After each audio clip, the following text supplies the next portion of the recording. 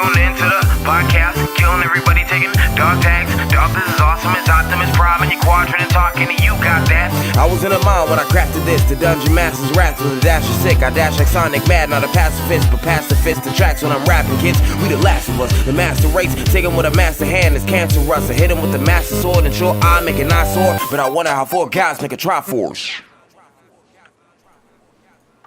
Hey guys, welcome to the Trinity Force Podcast. You're listening to episode number 161. My name is Adam Ponophobia Cogswell, and I am your host for this evening, driving to work, working out, playing with your lady Twitch in front of the camera for everybody to see. Wow, no.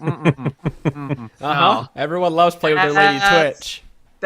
I know, I love playing with mine. Playing with her right now. Wow. Look at little lady Twitch. Wow, Dom, not even the log blank. It was the. So, guys, welcome to the Trinity Force Podcast. I am joined by Dominic. How's it going? Good. Robert's here. Hello. And Sean. Hi. Hi, guys. Hi. How you doing, Adam? I have. You know what I have tonight, guys? To drink. I have Sierra Nevada's Pale Ale, and it's in a giant bottle too. Like here, I'll give you it for scale. Wow. Oh, that is it. Wow, yeah.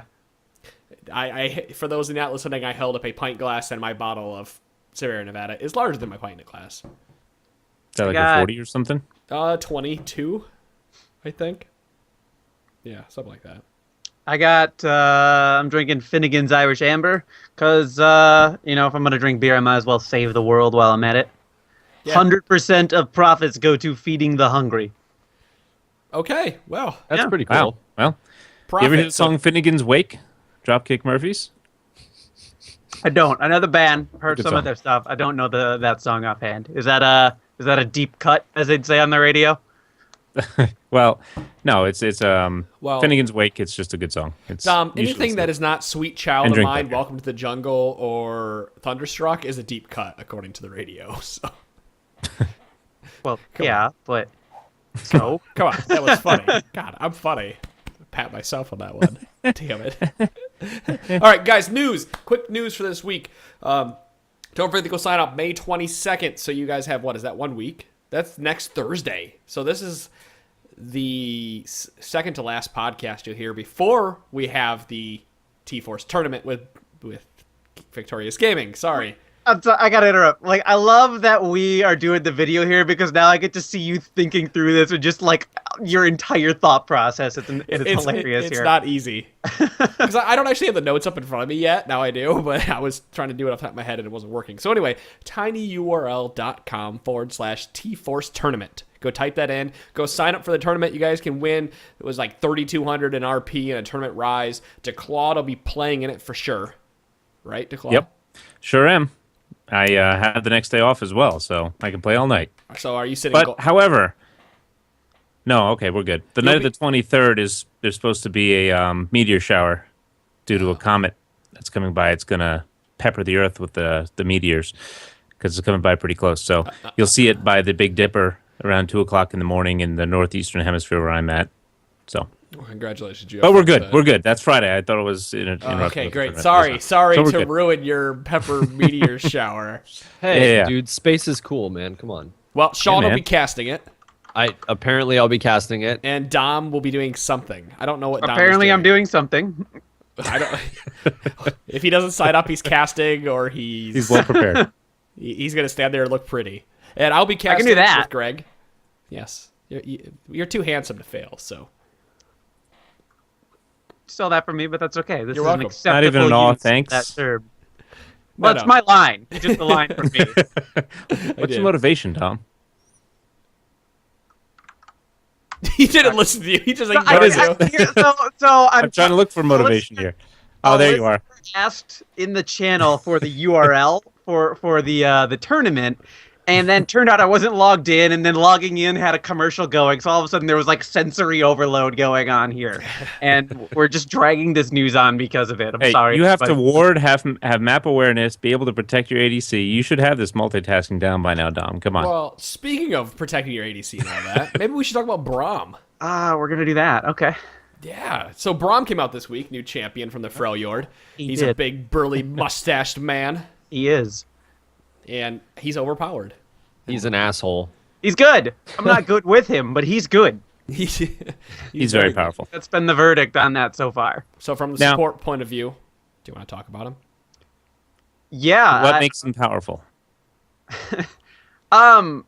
Honestly, I play him and I'm kind of reminded, like, wow, this is just the better Alistar is what's going on here. Because, like, the last place anybody wants to be is near Braum. So during laning, everybody just stands far away from him and tries to prevent you from being able to do things, which we'll touch on later. And then you get into team fights and, like, they try to kill you and they can't do it because you're tanky as fuck. You don't give a damn about shit. And then you start punching things, and when your teammates just attack, then opponents get stunned. And it's not like this can happen to just one target, and then there's like a weight on it or anything. Nope, you can get all the target. You can get everybody on the enemy team stunned if you can catch them. And since you can use your Q, which is on a ridiculously short cooldown, 6 seconds at max rank, I think. I think it's 6 at rank 1 or some shit. It's 10 at rank 1. I'll check, but yeah, it is not long. Since you can apply the first stack, or well, any stack of his passive with Q, once team fights get going, it's reasonably easy to hit that skill shot if you're not named Dominic. It's like, I think I missed 95% of them yesterday. Yeah. It was not good. Yeah, we played, and you know what's really annoying? So for those of you who don't understand how Dom works, you've been living under a rock, don't have any clue how this champion is being played right now. He is like the anti-siege, fantastic counter-engaged champion. Braum is. Yes, Braum is. He doesn't engage very well, but he has a relatively. Go ahead. His ult is like just really a terrible engage tool. There's just too much delay behind the knock-up to use it reliably, but the range is too, like, he just telegraphs it, is really what it comes down to. It's really awesome easy to, defensive tool. It's great defensively, and it's great pulverize. follow-up initiation, but it's terrible if you're trying to initiate fights with it. It can be done, but the enemy, like, if you're initiating with Braum's ult, it's basically because your opponent screwed up. Mm-hmm. Or, you're catching them. That's what You're it comes catching them down to. out. You're Yeah. getting a pick. Well, I will say that Dom, relative to Alistar or Leona, he has a harder time in lane because it's harder for him to initiate Braum? a fight. Braum. I don't think you can compare him to Leona. These are Well, like, I'm giving like other tanky champions. I mean, yes, you can't compare them because Leona can go through minion stuff, but I'm saying like No, it's from an like, engage it- standpoint, let me finish my thought here real Sure. quick. From an engage standpoint, it's very hard to engage with Braum because Q hits the first thing in the line. It's not like Leona where it goes through the minions and hits the character. It's not like Alistar where you can W onto the person and then knock them up. So he has a very hard time engaging in lane, but as soon as you can hit that Q from whatever range you're at that point, you're able to walk up because there is an additional slow and start applying that passive. Now, he works really well with champions that have really quick auto attacks. Like we found out Varus doesn't work very well with him right now, because that's a total poke and attrition type of fight. You want somebody that attacks very quickly. Draven being the lower tier, Jinx and then Lucian being top tier, for example. I would even say like Graves is fine, because if Braum goes in, Graves has no reason to not just dive right in after and get all the damage off. I can see Misfortune being pretty good. Again, she's got an auto attack to her. Tristana's probably a lot better than we think. It's all because of Braum's passive, Yeah. Braum's passive makes him very aggressive, and he's not passive-aggressive as in, like, fine, don't do the dishes. I mean, his passive makes him really aggressive. Right. That's what I'm saying. It's very hard to engage, but he's great. He has great counter-initiate for everything. Yes. I was actually going to talk Janna about level. that with and this is why I think Dom's right about you can't even compare Braum and Leona, because they're tanky champions that do the complete opposite thing of one another. Mm-hmm.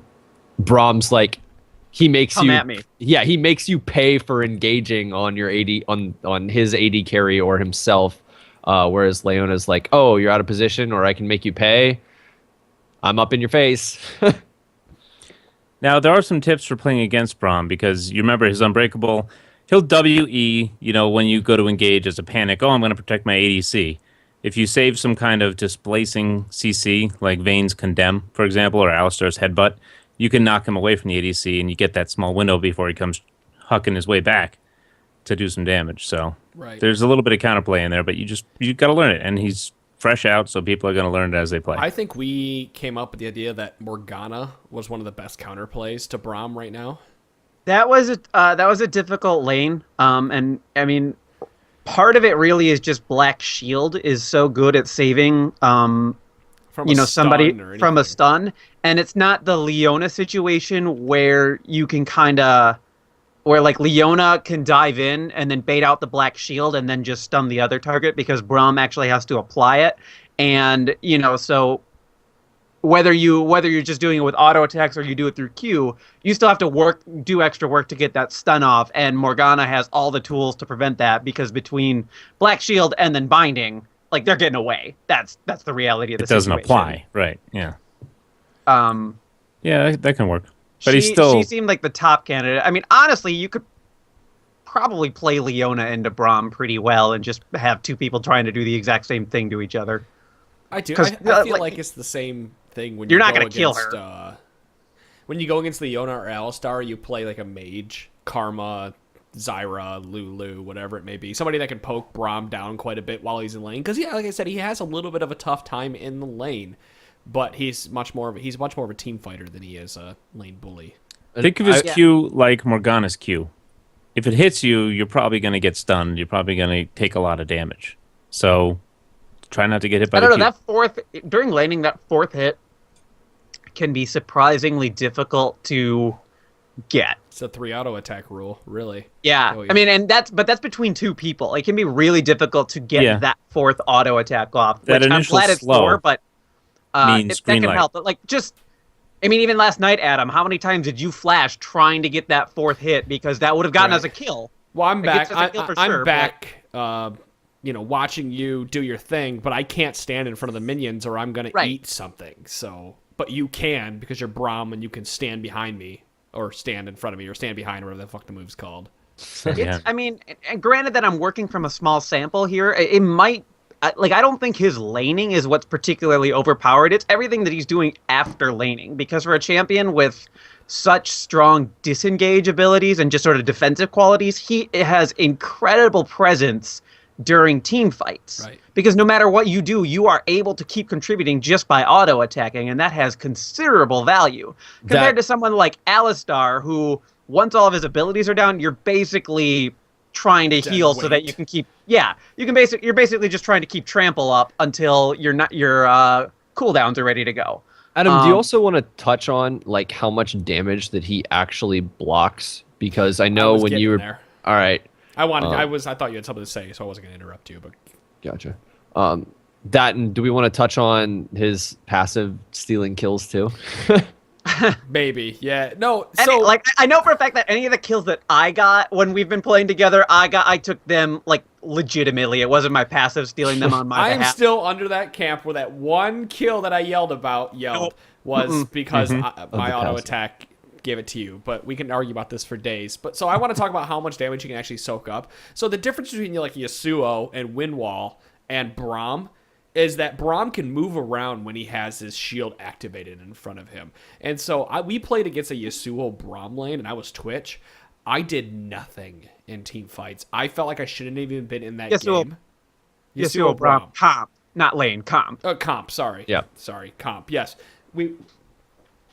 Hi, puppy. For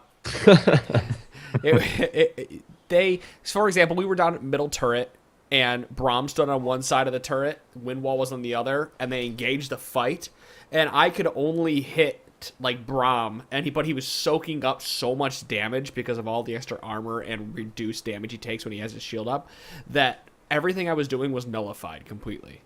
As Twitch, and Twitch is all about going through the targets with his spray and pray and hitting the people behind the line and applying his poison, just doing lots of AoE damage. And you just can't do it when you have to deal with Braum blocking all the 80 carries damage. And I feel like this champion is kind of it really goes with what people have been saying about how 80 carry is no longer relevant, because now you're bringing more ways for the stop the 80 carries damage, stop range damage.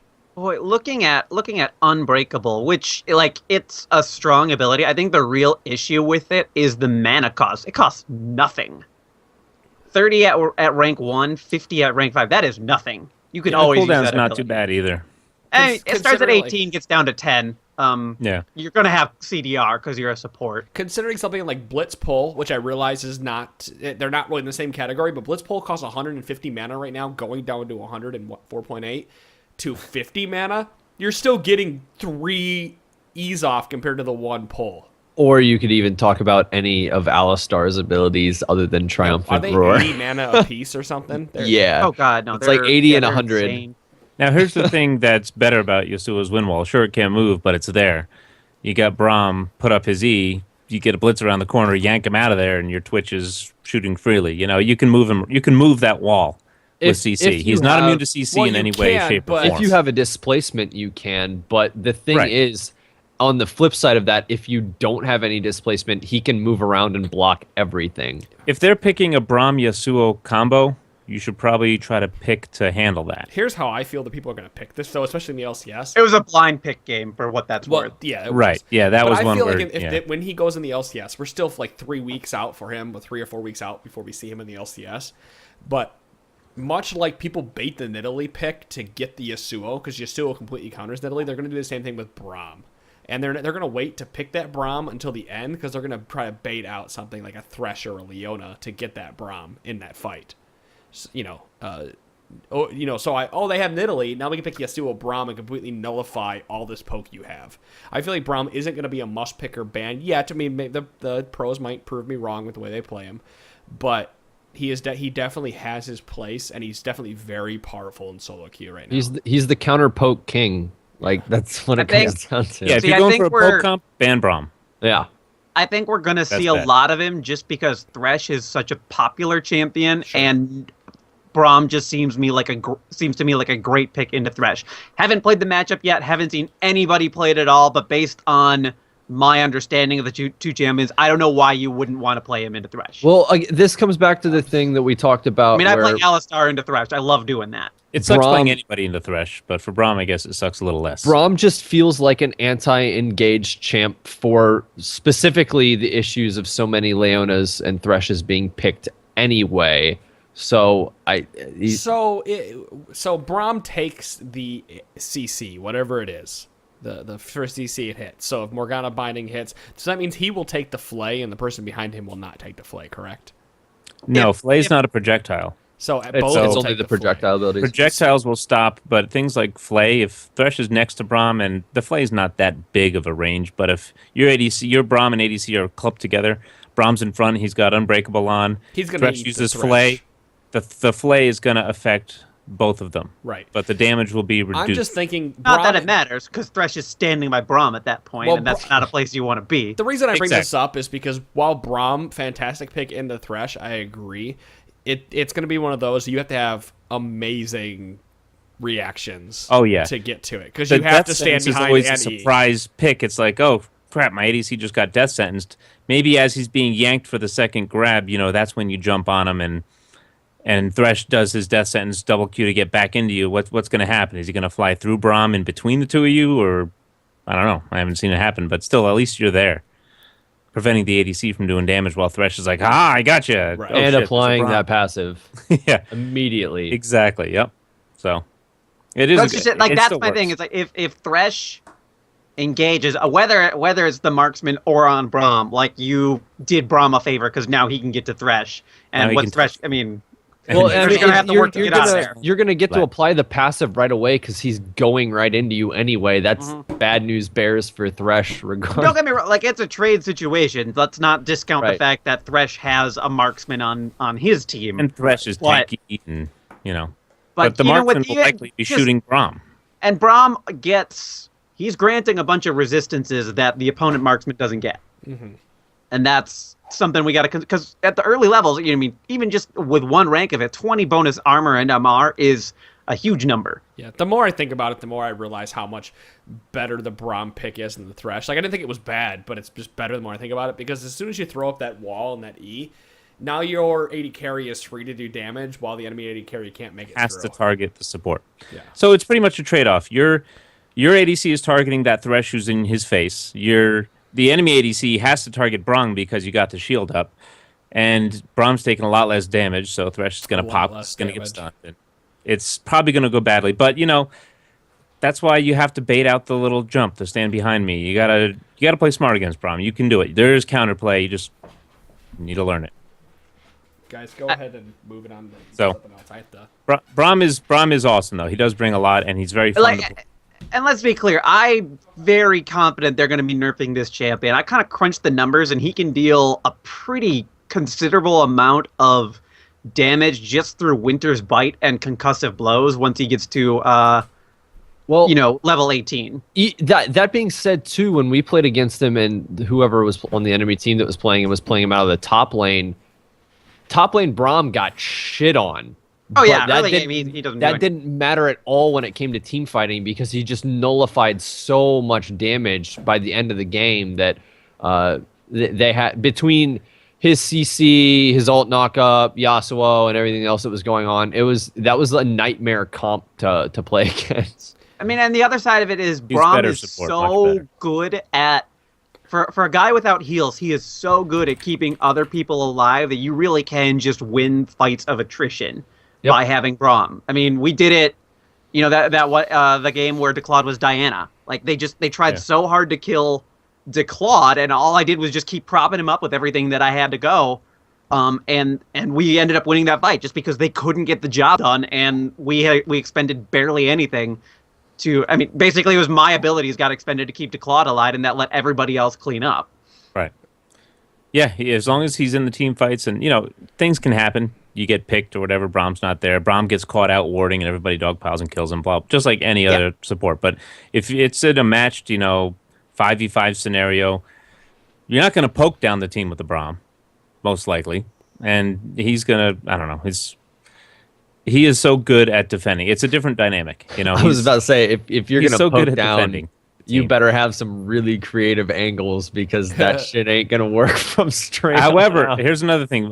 Playing Braum, I played him one game, and I kept screwing up. I'd stand behind, jump on the ADC, and then I'd sit there blocking at the ADC. Oh, shoot me in the back. Well, So, That'll happen. So I think with Braum here, we spent quite a bit of time talking about him. I think I can't wait to see him in the LCS. I think the next time we talk about him will be when he gets played in the LCS, especially a standout I can't wait to see that matchup. either.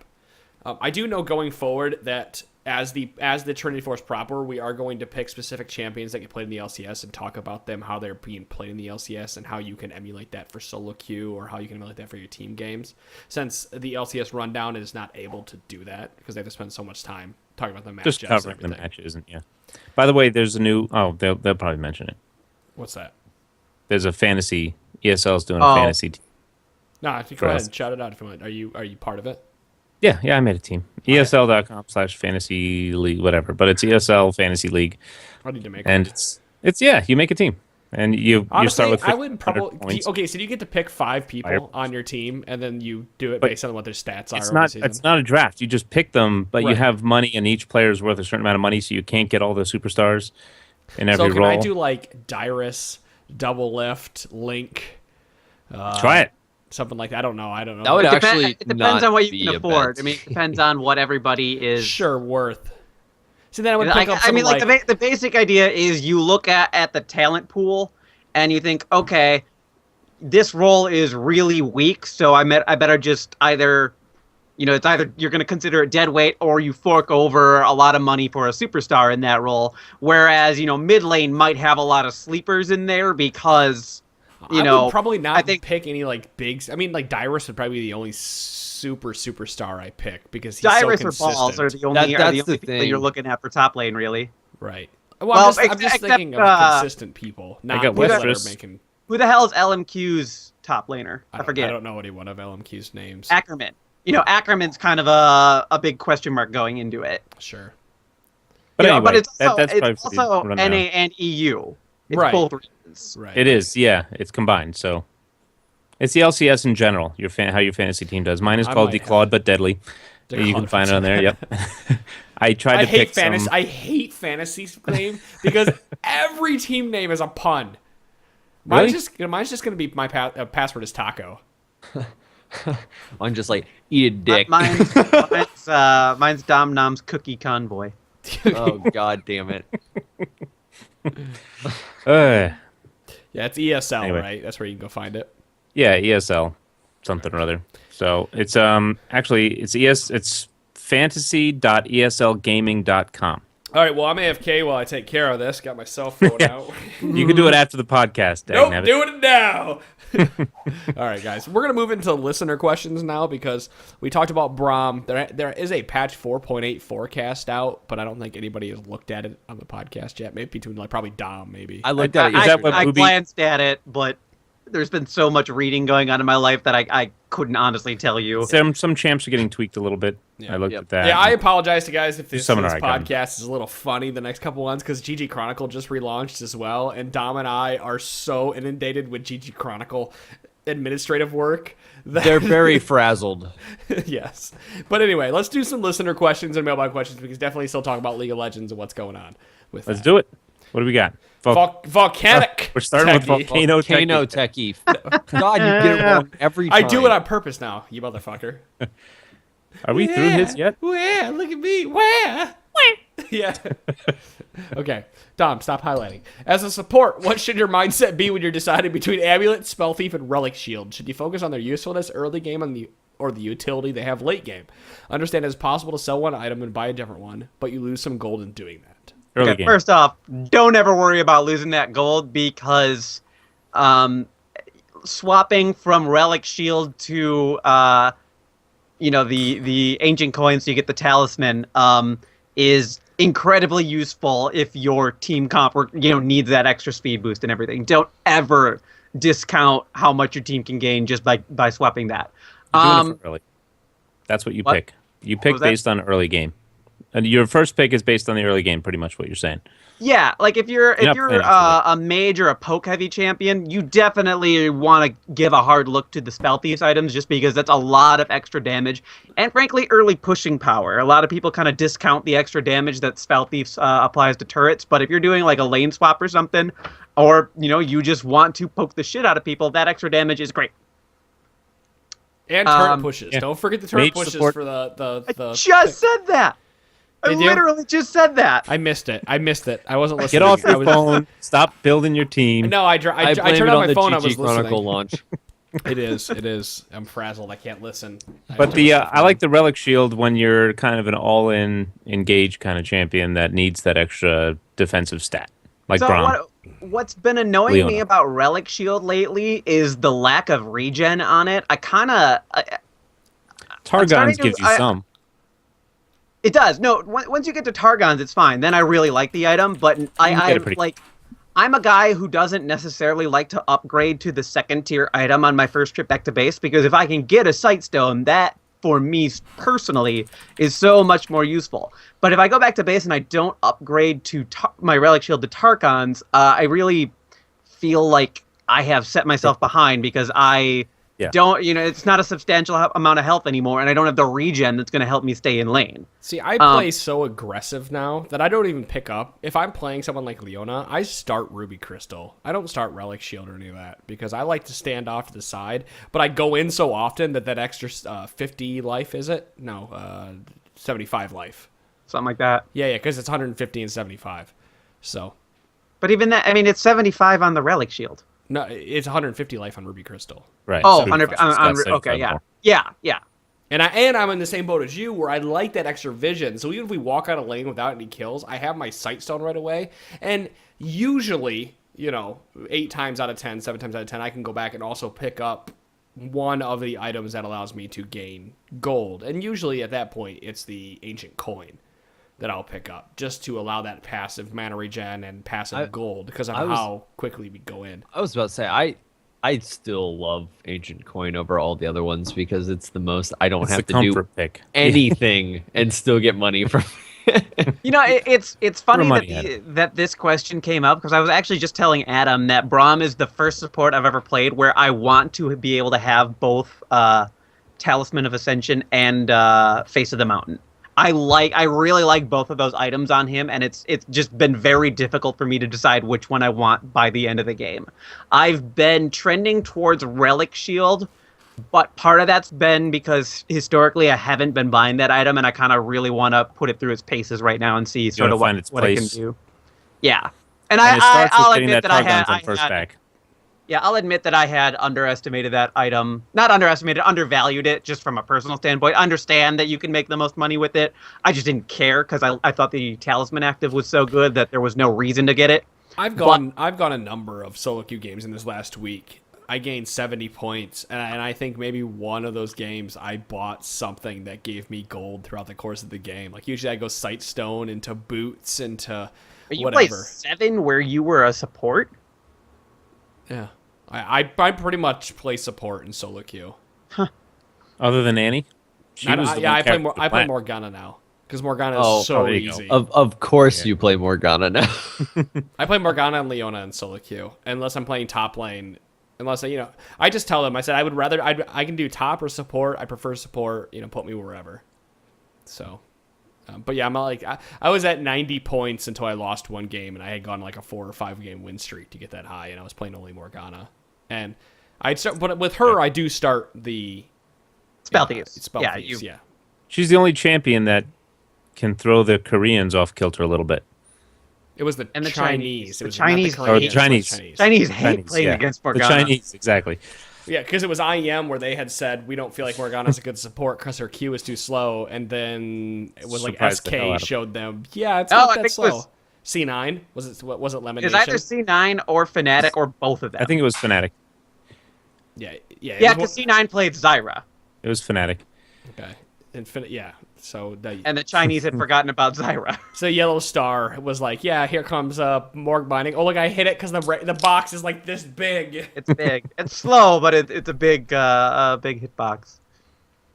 Yeah. So that Volcano. Hope that answers your question. I think at this point I can look and go, I'm gonna pick up this and this and this. I hardly ever start the amulet anymore or ancient coin or whatever it's called. It's usually between ruby crystal, relic shield, or I guess so. Spell Thieves. So to back that up, the one situation in which you're gonna want to start with an ancient coin over a relic shield, is like if you're playing as Leona into a really heavy, like or someone similarly tanky into a really poke poke lane. And anytime you go in for that last hit, you're going to take a lot of punishment. It doesn't give you health regen to start anymore, though. Yeah, it's a different type of health regen.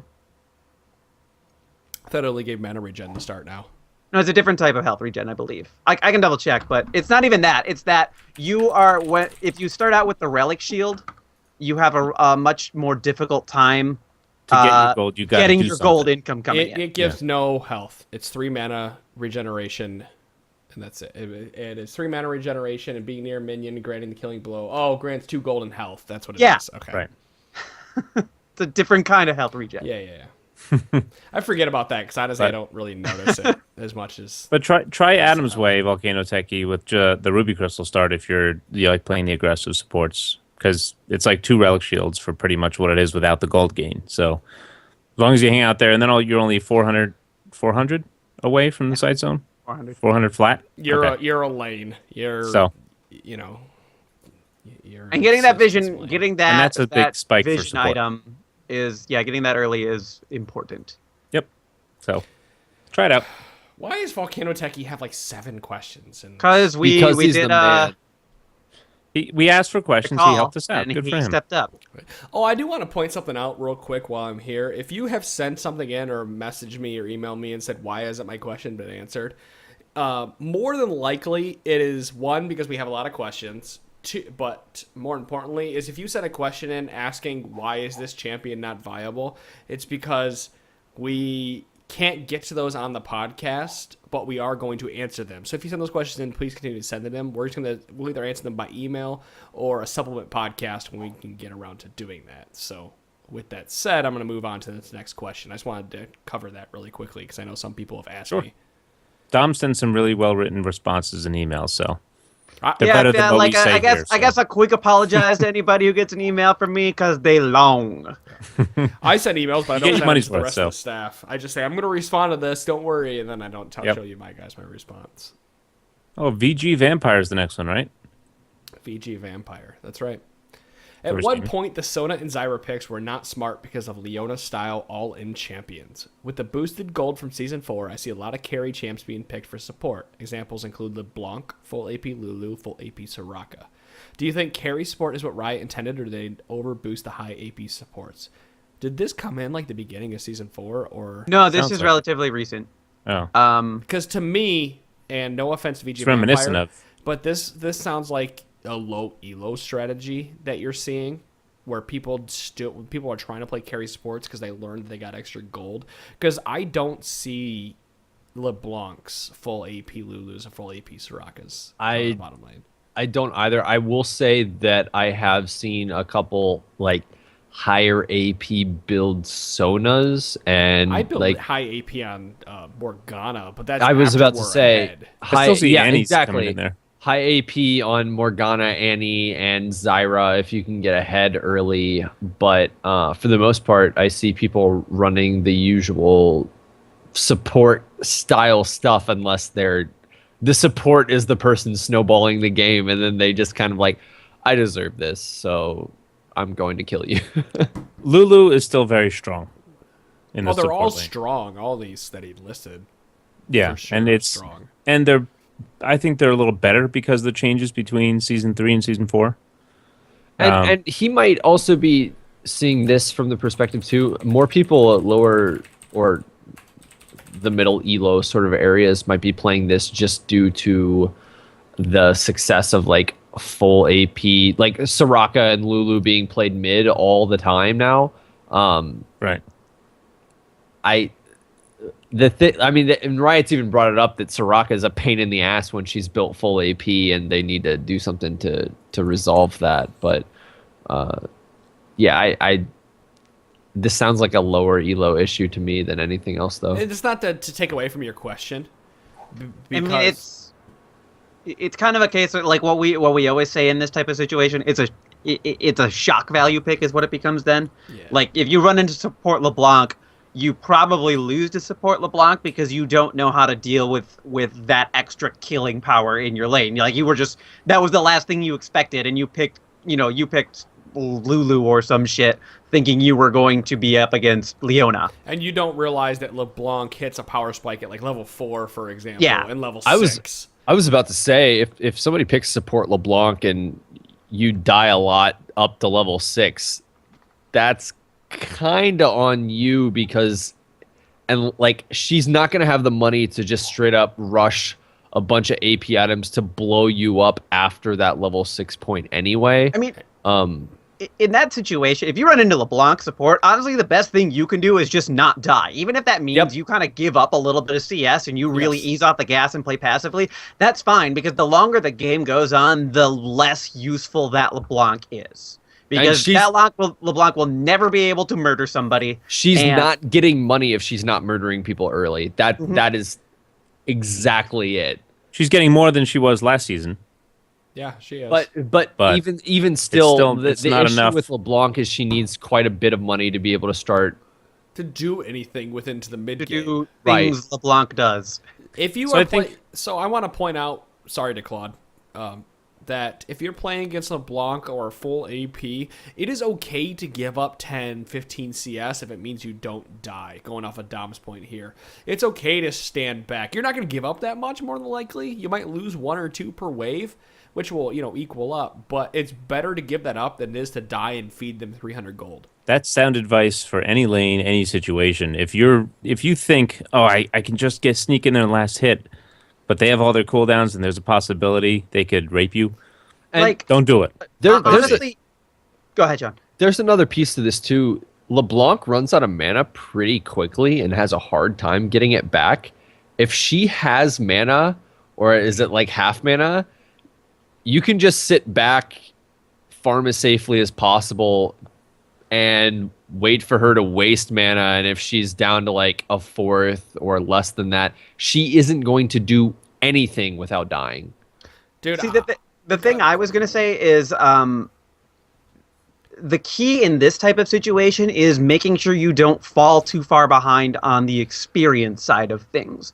Because even if you fall behind like 25 CS, if you stay consistent with experience, the reality is you have that 5th player who is simply more useful in in every single team fight as the game goes on because he or she does not need the same type of items to be effective. And this is assuming you are not dying. Now, but it ties right into that not dying thing. If you're not dying, you're not really losing out on a lot of experience. Right. I just wanted to touch on it so people understood exactly what we're talking about. It's all based on you not dying. Even if you lost 25 CS, but you're even in levels, as long as you did not die and give them that extra gold, you are still even with them, even though they are up 300 gold. A LeBlanc with no kills. A LeBlanc with no kills is going to be outscaled by everything else. I do think we need to point out here that this is Leona with no kills. Give I had Nami with no kills. To give you guys perspective as well when you were dealing with this in any lane, because to Claude had pointed out earlier, this is great advice for anybody. That is a mentality, and you have to break it. For a long time, I'll give you guys an example. For a long time, I would play AD carry, and I'd be so mad. I am down 10 CS. I'm better than this guy. Like, I still yell I'm better than this guy, but most of the time it's tongue-in-cheek because I'm just having, I'm drunk and having fun. Sure you are. Uh-huh. Sure, it's the best. No. Here's wait. Here, let me get to my point real quick. Sorry, I know you want to make a joke and everything, but you have to get it in your head. Even if you're yelling about that and you're having fun with your friends, you have to realize that you have to break that mentality of I need that CS. It is okay to be down 20 CS at some points in the game because you are going to make that up later. So standing in the back and you're feeling useless, like, oh my god, I'm getting zoned out. You know what you need to do? Go play 2v1. And realize that 15 minutes you only have 38 CS, and then tell me you don't feel useless. Because I'll tell you what, as a top laner, that's the worst fucking feeling in the world. But your team is doing something. Learn to get carried. I think that's what I'm getting at. It's a shitty feeling, and it, like Adam was saying, you really want to go in and get that CS, but don't put yourself at risk. If you have to, put a thumbtack on your tab key so you stop hitting it to compare your CS to theirs, ooh, train yourself, whatever it takes. That's funny. So, but also be aware, if you are falling behind and you do die, and they're pushing the lane and bullying it into your turret, they can probably dive you with a jungler and kill you anyway. So you want to use some abilities to clear from distance if you can. And those supports, I just want to touch on the overall feel of the question. It sounds like difference between Season 3 and Season 4 is how this question comes to me. Season 4 now, it seems with the gold items, these new supports can come out of the woodwork and be successful. I think they can be, whereas they wouldn't even be an option before, now they are, but they're still the less powerful option. But they're more successful than they could have been in the past. They're more successful than they were in the past because of those gold items and your use of those gold items. So you can make it work and you can do okay. But like Dom said, once you get to late game, now you have another champion on your team that's a squishy that can be picked and targeted, whereas the enemy team has someone who's... You don't want to target that support because what's the point? Adam, can I make the joke now? Yeah. All right. So to clarify, when Adam plays the game, it's not that he is better than the person he's going against in lane. If he's losing, his excuse during the game is, this guy's not even good. I say I will be down 2 CS and I'll yell, this guy's fucking terrible. Why are we down 2 CS? He's like, yeah, are we gonna win this game because this guy isn't even good. Every game. Every game. But you know what? Every game with you guys. Every game Adam does this as his own way of pep talking himself. I hope that's what it is. Monsters in the closet. That's not a monster. That's just my coat's shadow. He's reassuring himself. This guy sucks. We're okay. Don't worry about it. Honestly, surrender. I only do it when I'm on voice chat with you guys. Like, if I play solo queue, I just turn the music on, and I honestly don't even think about that stuff. I don't go, this guy is fucking terrible. Like, I know it's hard to believe, but it's funny. I know. You do it just for our entertainment. We appreciate that. Okay. I love it. Good job, Sean. Yep. God, I need another beer. So, why doesn't someone do this while I go get another beer? You guys can see out my hot boxer shorts.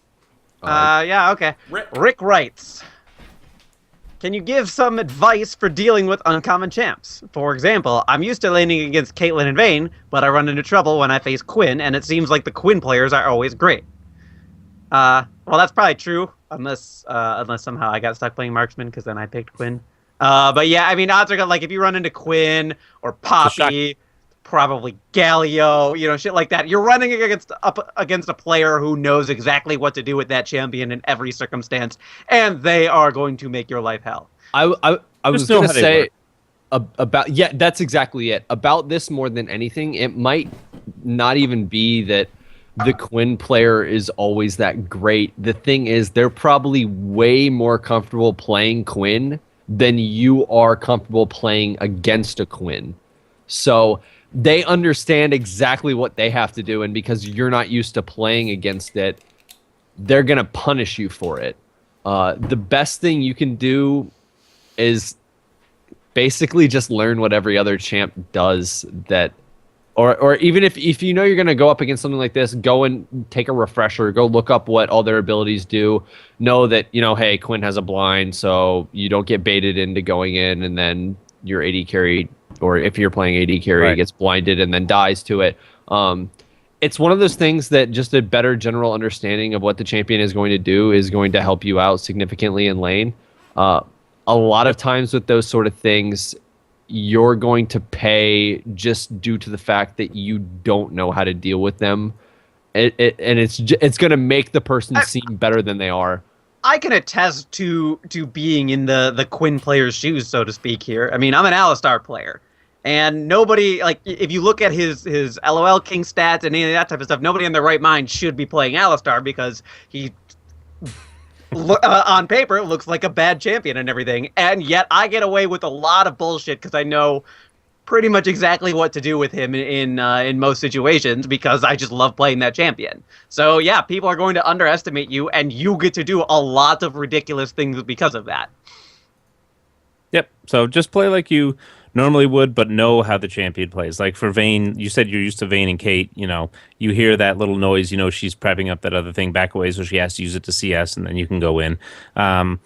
Quinn, know that blind is going to come and that it's a line skill shot. You can be blocked by, if you can be caught minions, out, but it's a little AoE, so you can't be right next to them when right. they hit. So. If you can be caught out, she can chase you down. She gets the extra burst from switching from her bird form to When she does her jump at you back and then attack, you know she doesn't have it for when you engage on her, so it's not like a little escape slow that she has anymore. So you learn little things. It's you just know the champions, and the only way you're going to do that is play or review them real quick on Wikipedia or something. Yeah, I was just going to say, like, as a general rule, if you run into somebody you're not familiar with, either, like, on your second monitor or tab out of the screen or pull it up on your phone, just, like, quick go and read through that champion's abilities just so you have, like, that quick refresher course. Because there's nothing worse than waiting till you're in the matchup to go through the refresher course and then dying because you completely forgot about things. I was about to say, don't also become overconfident in the fact that somebody picked up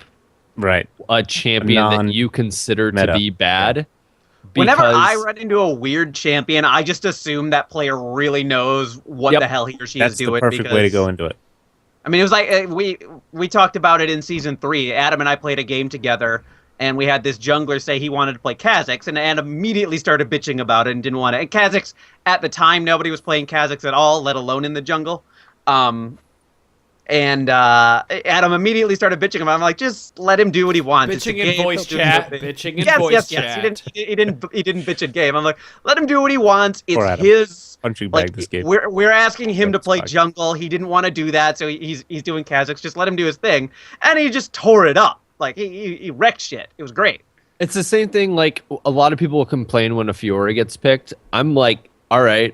If you're willing to pick Fiora and you're not trolling, you're probably going to carry the shit out of me, so go ahead and do it.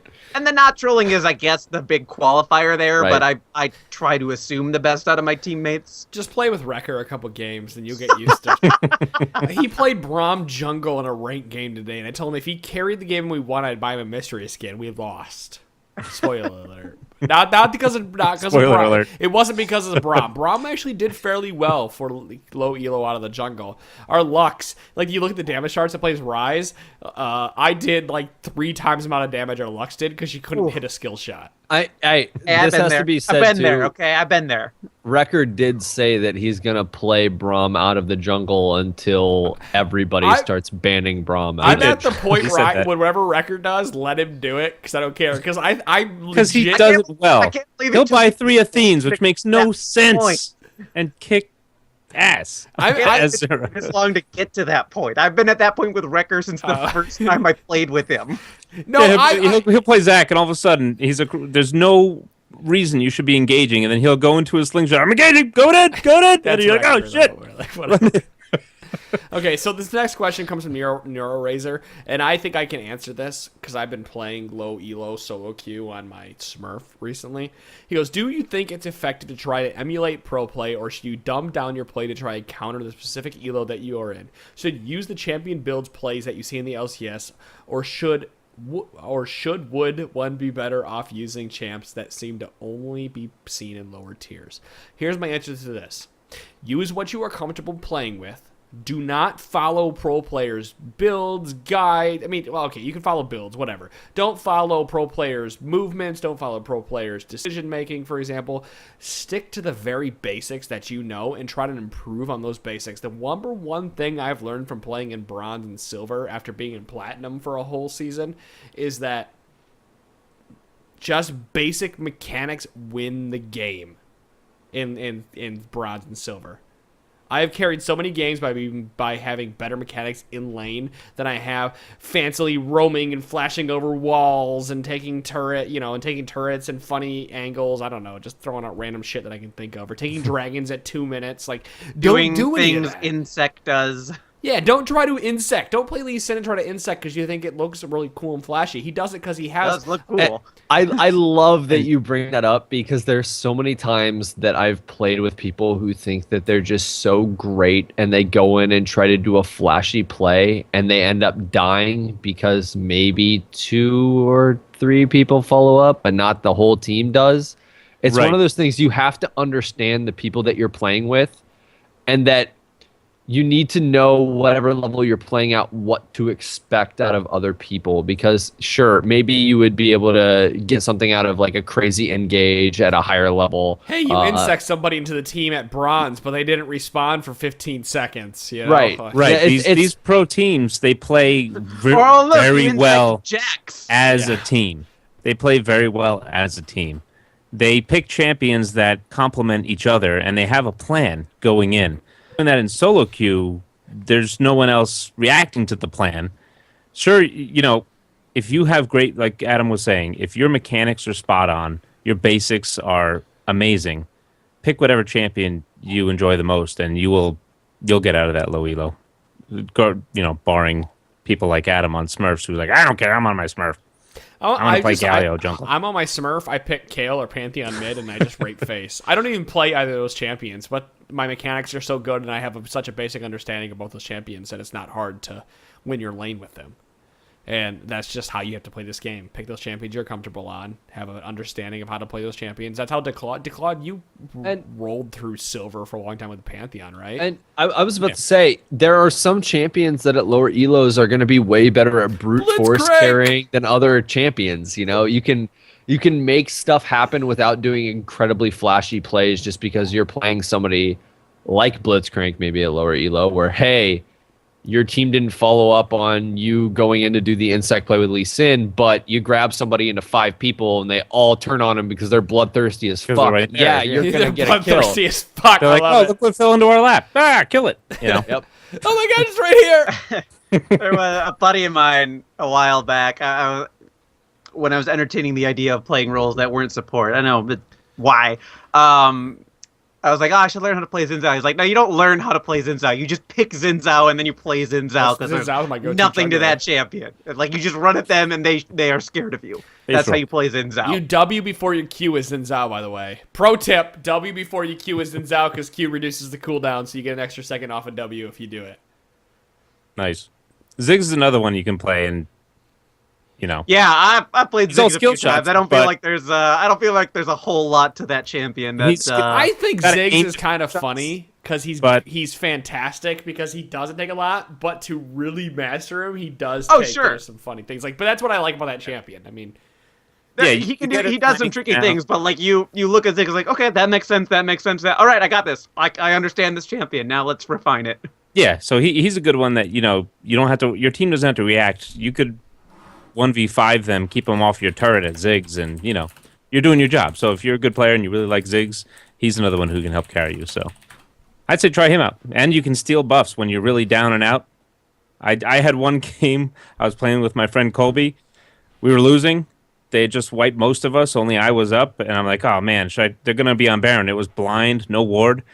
And he's like, I was like, count me down. He's like, 3, 2, 1, fuck it. And I threw the ult. Boom, stole Baron. Got a double kill. Like, count me down.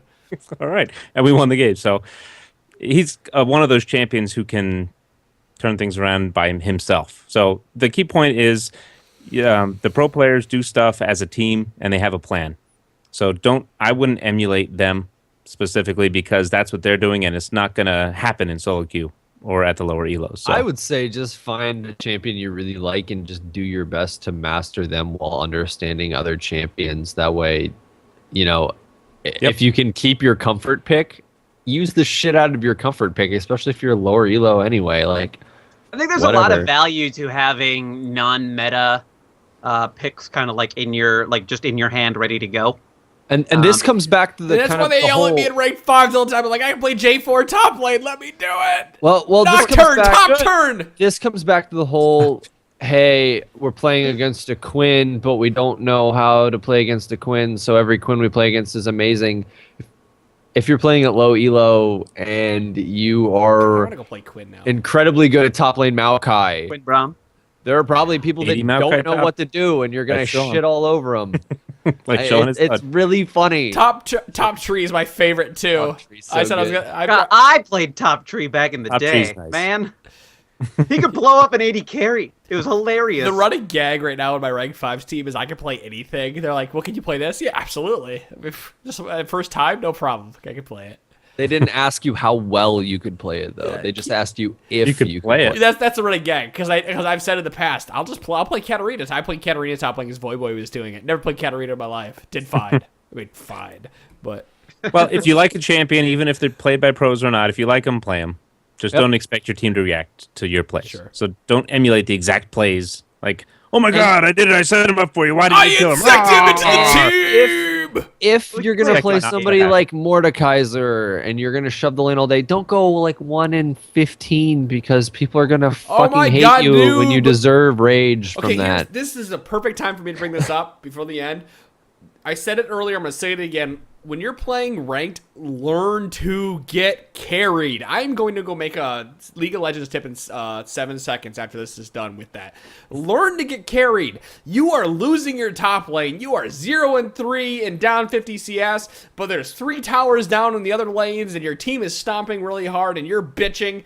You are the problem with this game, and you need to learn to just shut up and allow your team to win the game for you. Just accept the fact that you're bad for this one game and let your friends or the people that could potentially be your friends shit on people for you. I'm feeding, oh my God, I'm doing horrible this game. I made one mistake. They snowballed and took advantage of it. I can't really come back on my own. They're probably going to yell at me. So preemptively mute everybody and just keep your mouth shut. I did it on an Olaf game one time. I was down 2 kills really early, down like 15 CS. And I went, you don't put them on top. It's funny you say that because that exact thing happened to me the other day. I was playing Jax in a ranked game. I went like 0-3 early, and people were talking shit to me, and I just muted everybody and whatever. End of the game, I ended like 12-4. I didn't die a single time after that, and just killed everybody. Because I sat back and waited. My brother had one of those on Twitch. He was like 0-6, and then all of a sudden, he got the last whisper, and he went 19-6, and he won the game for his team. So. I definitely had one of those as Jen. I ended that game. I'm like, man, I was doing everything I could to lose that game for us, and it wasn't me trolling. I was just playing so bad. But I was doing everything I could to try and lose that game for us. But my team just put me right on their back and said, we're getting there. We're winning this game. We're winning this. Good on them. Yeah, I don't know how else to say it, but just you know how else I can say it is put ego aside, and it's something we talked about when I first talked about getting platinum and everything. You just got to put ego aside and learn to be carried. Yes, you were absolutely worthless on your Twitch, but your Jax top lane went 24-0 and destroyed everything. You sucked that game. Suck it up. It's not a blow to your pride. It just happens. And use it as a learning experience and a stepping stone to the next game. Know that you fucked up. You're not going to do it again. You played a little aggressive at 4 minutes when you shouldn't have. It's You should use every game prior to the one that you're playing as a learning experience to future games. Okay, And in If the you're end sometimes not you have doing bad that, games. you're not getting any better. Even the pros have bad games, and like Yeah. just sometimes you don't play well despite your. Honestly, I feel like I've been playing terribly lately. That I don't know what's Nintendo going on. I'm X- just in a slump. That Nintendo X Pantheon game in the spring split. Oh my God, it was horrible. He looked like a bronze player, but then I seen him do really well. So it happens to everybody, and even if you lose your lane and you get carried, like Adam was saying, you let them carry you and you win the game.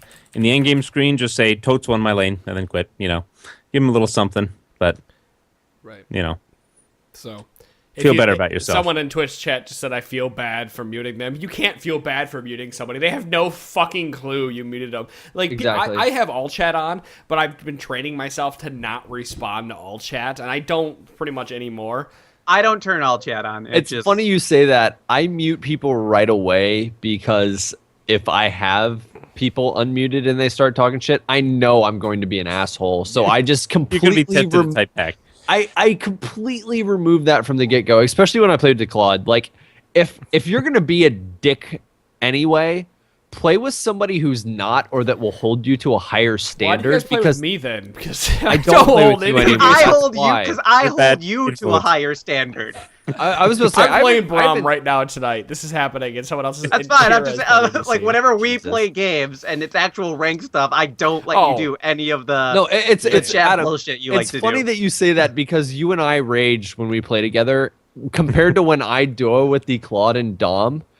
It's really funny because Declawed's just like, just mute him. I'm like, okay. Yeah, I 'Cause do the same the- thing. the And we're two like, of them- we're both like, they you're hold fucking me to a terrible. higher, they Adam hold me pokes to you a and it higher hits you. personal standard. Adam's just like, yeah, fuck it, let's rage the shit out on this guy. Yeah, we're just type of play that shouldn't play solo queue together. That's all No, it is. we're. I mean, don't get me wrong. We've had our fun, but yeah, we're assholes. All right, guys. I think that's the end of this podcast. So thanks everybody for joining us again this week for episode number 161 of the Trinity Force podcast. You have this podcast, two podcasts. This podcast and one more left to go sign up for the T-Force tournament. Next tinyurl.com week, /T-Force next tournament. Thursday. And don't forget to check out the LCS Rundown and OzLOL podcast. Very well said. I'll be on the ASLO podcast Yes. this week. So the When? same day When are this you gonna be podcast on there? comes out. Same day this podcast come out. I'll be out on whenever they release it on Saturdays or whatever. I'll be on a Friday. I might stream it. When are you like, recording? Friday. So you might stream it on Friday. Okay. Maybe I might. Without It's them Friday. knowing. Cool. Yeah, they don't time? normally stream, but I might about 7:30, 8 o'clock on Friday. It might just. Be Are you going to have Foster's?